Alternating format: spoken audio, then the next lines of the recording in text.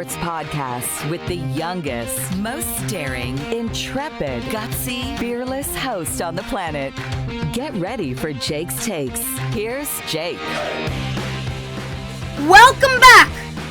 I am Jake, and this is Jake's Takes, where I get your favorite athletes and stars to open up and speak what's really on their minds. Make sure you hit that subscribe button, because you won't believe the guests I have lined up. Get ready, sports fans, because Jake's Takes is the show you've been waiting for. If you love the NBA, then you're gonna love today's guest. Our guest played high school ball in Maryland and was named MVP as a freshman. He went on to play college ball at the University of Virginia and was named to the All-ACC team. Following his fantastic college career, he was selected 31st overall by the Chicago Bulls in the 2002 NBA draft. He had a stellar 11-year NBA career, playing with several teams, including the San Antonio Spurs, the Washington Wizards, and the Miami Heat. Our guest was also the Deputy Executive Director of the NBA Player Association. It's my absolute honor to welcome to Jake's Takes, Roger Mason Jr.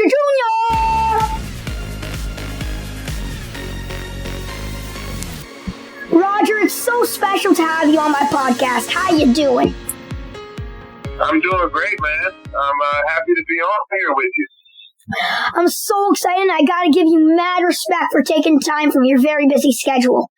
Special thanks to my friend Daniel. Thanks, Daniel. I got some great topics to discuss. Are you ready, Roger? Let's get to it. Roger that.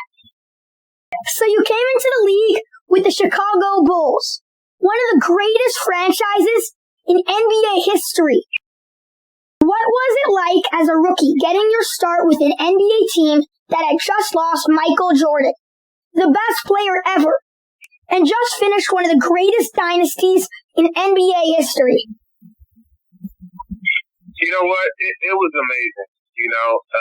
Growing up a basketball fan and watching, Michael Jordan win all those championships, and to be able to go and get drafted by Jerry Krause, one of the best GMs of all time, playing in the Berto Center and practicing there, going to the United Center. I remember the warm-up music, the dun-dun-dun, dun-dun-dun.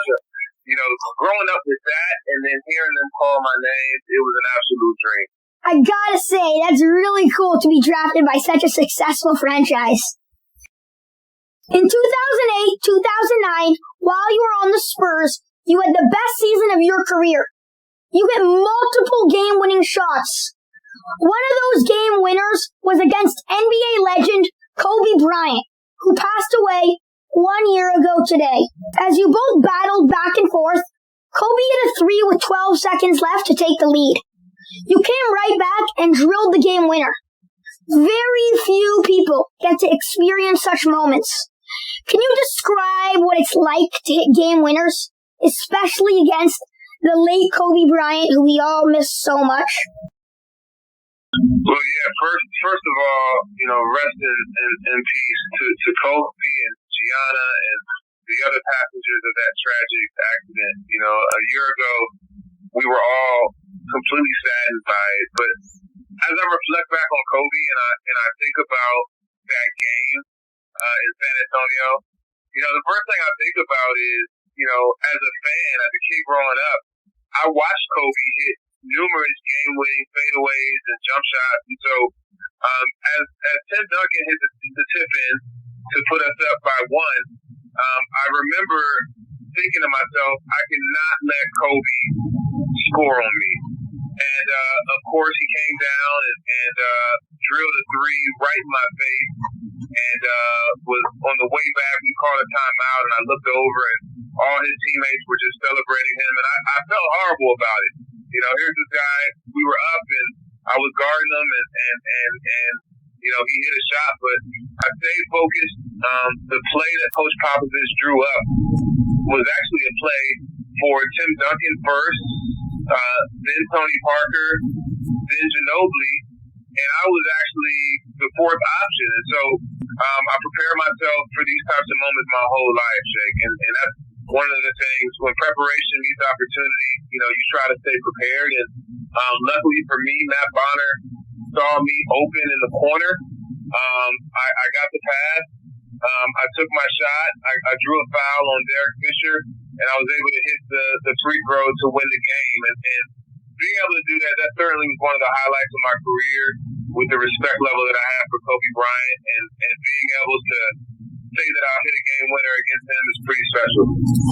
What an incredible moment for you. Did you have a personal relationship with Kobe? I did. We battled, my 11 years in the NBA. He was always a constant, someone that I competed against. He brought out the best in you. And, with my leadership at the Players Association, even as a player, and being someone that was a part of a few lockouts, I got a chance to really interact with Kobe. And what a special human being. Roger, in addition to being a great NBA player, you also were honored with the position of Deputy Executive Director of the NBA Player Association. This clearly demonstrates how respected you are amongst your peers. Can you describe what exactly this role entailed?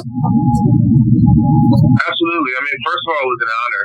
As you mentioned, those types of positions, if your colleagues, your peers, don't have a certain level of respect for you or understand the integrity and character you have, then they're probably not going to happen. So, I was humbled to get that position. I was humbled that Michelle Roberts, who's the current executive director, thought that I was ready for such a big challenge. And, that role is a role that's pretty, vast, from, making sure the players are protected with their working conditions and on the court, in the locker room, traveling, medical, and all those things, to preparing for a collective bargaining agreement, which, of course, is the agreement that binds the players and the team representatives and owners to what the financials and the economics of this great game are. So, also handling a lot of the business development and things of that nature. So it was just an unbelievable opportunity for me.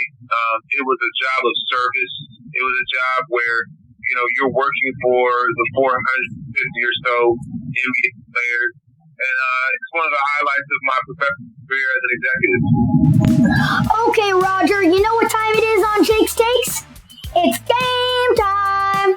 I'll ask you a bunch of short questions, and you answer them as quick as you can. Deal? Sounds good. Let's go.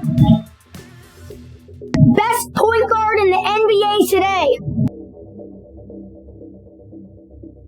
Best point guard in the NBA today? That is such a tough question, because I think the point guard position is the most deep. And so if I had to choose one point guard right now, I'd have to say Damian Lillard. Duke or North Carolina? Can I say neither? I went to UVA, Jake. Come on. But if I had to choose one, I guess I'd say Duke. That's why I asked. I asked because I knew you wouldn't like that. Who's more important to the Lakers, LeBron or AD? LeBron for sure. Describe Greg Popovich in one word. Intense. Ja Morant or De'Aaron Fox? Ja Morant. Al Pacino or Robert De Niro? Al Pacino. Popcorn or popcorn chicken? Popcorn. I'm a vegan. Most underrated player in the NBA today? Most underrated player in the NBA today? That is a fantastic question. Who is the most underrated NBA player today? I think Nikola Jokic from Denver. Who will win the Super Bowl this year? Mahomes and the Chiefs or Brady and the Bucs? I hate to go against Brady, but I think Kansas City has a better team. I think they're going to win. We are the winner! Roger Mason Jr. with another killer performance. You're used to the pressure with all those game winners, so this was easy, right? It's very easy. It was a lot of fun. So I got a couple more questions for you. Is that okay? Sounds good. In December, I had Stephen A. Smith on my show, and we talked about a trend that was happening in the NBA that bothers me. We see stars demanding trades. As a former player, I'm sure you side with the player's right to do whatever they see fit. But do you also see this as being bad for the league in general?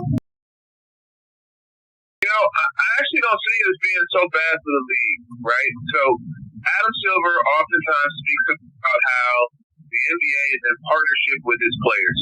And if you look at teams, historically, when a team is done with a player or they decide they want to trade a player, then they do so, right? And so, I think in the spirit of partnership, if things aren't working out for that player, if there's unhappiness, if there hasn't been a real desire for an organization to do what it takes to win, then in the spirit of the partnership, the door swings both ways, right? So I don't see a problem with a player, wanting to be somewhere else. Interesting point, Roger. I've never thought of it that way. Now that the Nets have assembled their super team, many consider them favorites to win the title. But I question whether the Harden trade was the move they needed to put them over the top. The last few games, they've been getting destroyed on the defensive end. Adebayo just dropped a career-high 41 points on them. Did the Nets really need another score to solidify their title chances? So if you look at James Harden as just a scorer, then the answer is probably no. But me knowing James Harden, he's one of the most talented passers and has led the NBA in assists for many games. And so at the end of the day, I think that if this is a one-year project, then it probably doesn't make sense.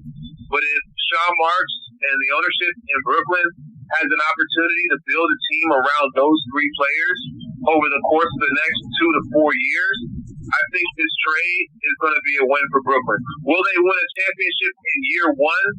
Probably not. But I think in the long run, when they're able to build out the roster, when they're able to bring on more defensive players, when they're able to build the roster around those three unbelievable talents, I think a championship in Brooklyn will be in their future. Exactly. They gave up one of their best defenders in the league in Jared Allen to get another scorer. That's not a formula to winning, in my opinion. Last question, Roger. Malcolm Brogdon played college ball at the University of Virginia. Today, he's one of the best players in the game and was only drafted in the second round. Joe Harris also played for Virginia and is one of the best shooters in the NBA. He was also a second-round pick. When will the NBA appreciate the great basketball players that come out of Virginia? What a great question. I was also the 31st pick in the NBA draft, a second-round pick. And you know what? Maybe it's because Virginia is too good of an academic school. They don't think that ball players can come out of there. I'm not sure, but I'll tell you one thing. Those guys continue to have the success they have. There's a great coach down there in Bennett down at UVA, and I think the NBA is taking notice that he does a great job, and that school does a great job developing pros. Roger, this was an absolute blast having you on Jake's Takes. You're such an incredible guy for doing this, and it's very obvious why you were so respected by your peers. Did you have fun today? I had a great time, Jake, and I appreciate you saying those kind of words. And your future is bright. Let me tell you that. This was a lot of fun. I do a lot of interviews. This was one of my favorites. So I'll be be happy to come on anytime. Awesome. Wishing you all the best, Roger. Thank you. You too.